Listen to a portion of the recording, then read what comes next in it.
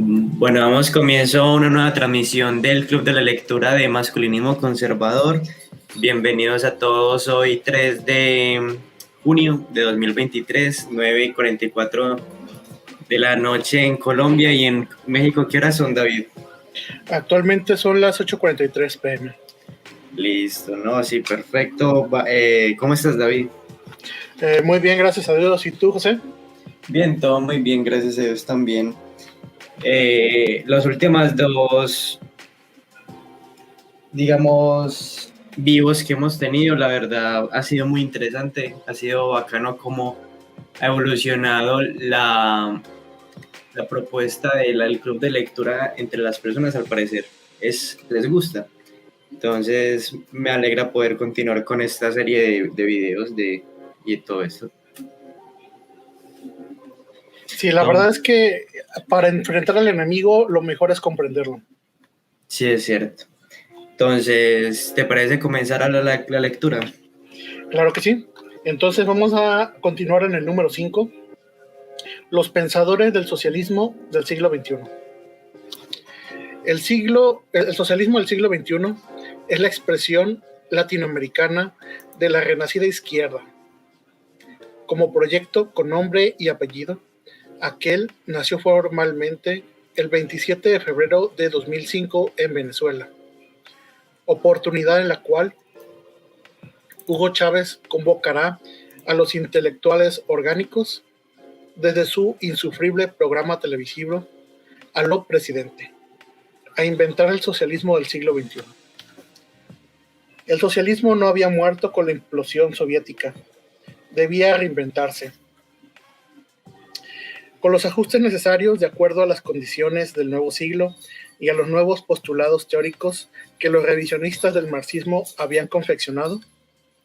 De todo ello se habló en especial énfasis en los foros internacionales de filosofía de Venezuela, que empezaron precisamente en ese año y que apuntaron a desempolvar ideas que creían condenadas al Museo de Antigüedades de una vez para siempre.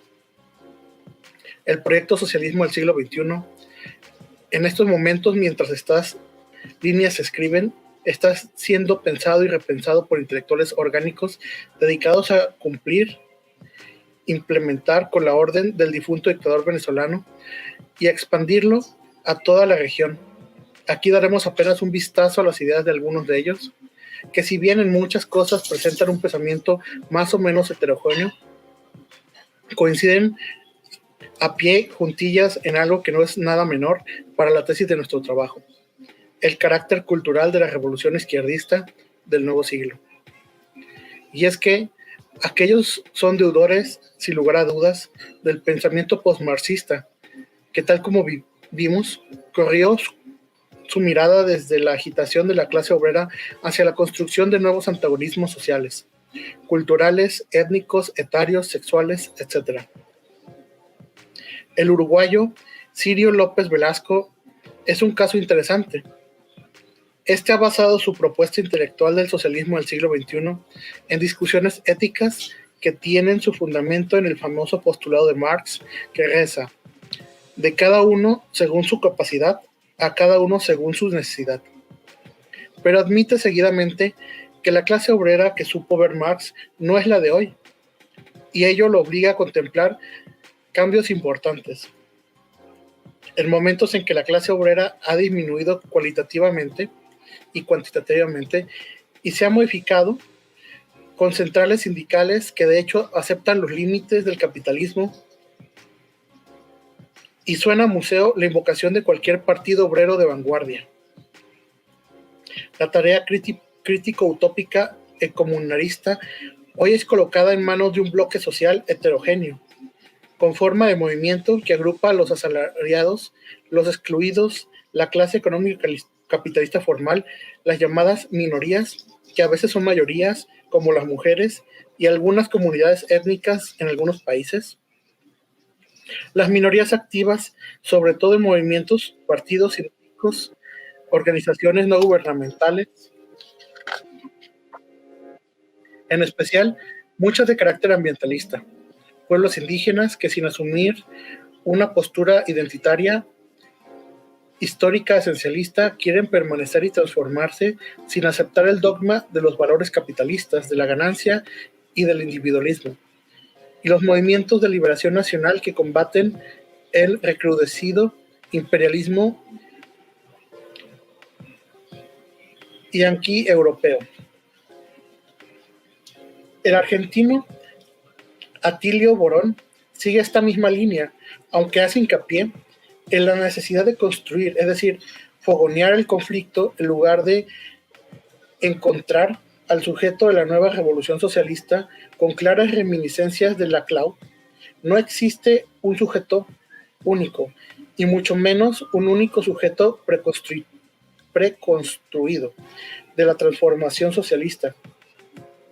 Si el socialismo del siglo XIX y comienzos del XX podía postularse la centralidad excluyente del proletariado industrial, los datos del capitalismo contemporáneo demuestran el creciente protagonismo adquirido por masas populares que en el pasado eran tenidas como incapaces de colaborar en, cuando no claramente opuestas, a la instauración de un proyecto socialista.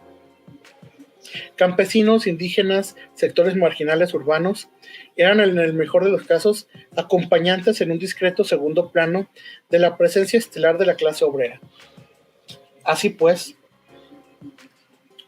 lo que debe hacer el nuevo socialismo es recoger, impulsar y agitar las reivindicaciones de los vecinos de las barriadas populares, de las mujeres, de los jóvenes, de los ecologistas, de los pacifistas, de los defensores de los derechos humanos, a través de la estrategia hegemónica, es decir, mediante la unión de todos estos microconflictos que hemos analizado anteriormente.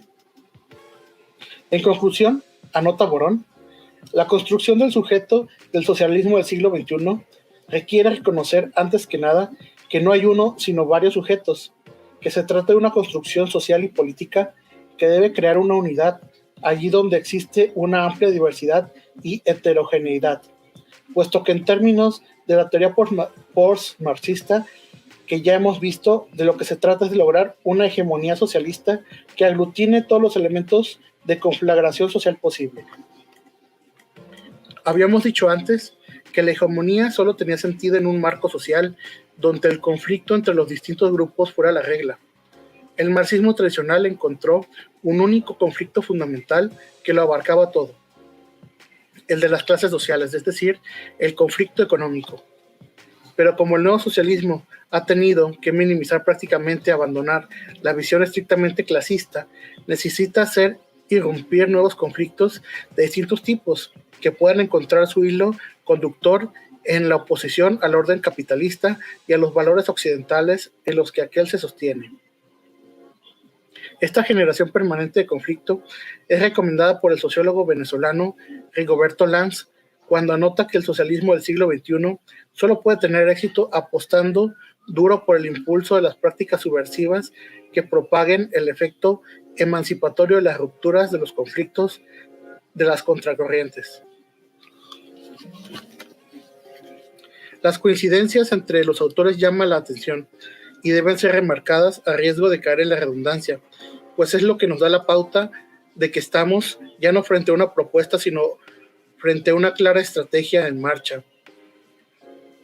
En efecto, el teórico alemán Heinz Dietrich, ex asesor de Chávez y célebre académico del socialismo del siglo XXI, argumenta algo muy parecido a lo de sus colegas cuando escribe que no se trata de la búsqueda de un mítico sujeto de la liberación predeterminado, sino el reconocimiento de los sujetos de liberación sean multiclasistas, pluriétnicos y de ambos géneros, y que la clase obrera seguirá siendo un destacamiento fundamental, pero probablemente no constituirá su fuerza hegemónica. Por su parte, el pensador neomarxista ruso Alexander Bugaslin también ha declarado que una premisa objetiva del socialismo del siglo XXI es la asociación de los trabajadores y ciudadanos en general. Así se suman los sindicatos, los diversos movimientos sociales, mujeres, etnias discriminadas por el racismo, campesinos, ecologistas, etc. Las organizaciones no gubernamentales y asociaciones informales no permanentes y muy flexibles que agrupan agentes movidas puntualmente por causas comunes. Pero López Velasco se queja de una importante omisión que hace el ruso en su trabajo. Nos llama la atención que Buzgalin omita, a no ser que lo hayamos leído mal, a los movimientos homosexuales, gays y lesbianas. En el arcoíris de los movimientos asociativos que germinan como semillas del asociativismo participativo decisorio requerido en el socialismo del siglo XXI. El filósofo y exguerrillero boliviano Álvaro García Lineal, actual vicepresidente de Evo Morales, hace especialmente hincapié en la cuestión indigenista en concreto y explica que esta traslación del sujeto revolucionado, dada entre el histórico obrero explotado al actual indígena colonizado, a través del hilo conductor del marxismo, iniciamos así una relectura o más bien una ampliación de nuestra mirada desde lo obrero muy centrado en Marx, o al menos en obras clásicas de Marx y Lenin, hacia la temática de lo nacional, de lo campesino, hacia la temática de lo que se llama las identidades difusas. Ahí nace una etapa hacia el año 1986 que se mantiene hasta hoy de preocupación en torno a la temática indígena. Supe incorporar la temática indígena en un esfuerzo por volverla comprensible y entendible a partir de las categorías que yo tenía. Mi autoformación era básicamente marxista. Comienza una obsesión con distintas variantes a fin de encontrar el hilo conductor sobre esa temática indígena desde el marxismo, y seguidamente realza el proyecto hegemónico del nuevo socialismo en base a estos sujetos. Toda revolución implica un tipo de alianzas, aún la guerra de clases es exitosa si se logra aislar, desmoralizar, debilitar al adversario y acoplar a potenciales aliados. Esa es la idea de una hegemonía.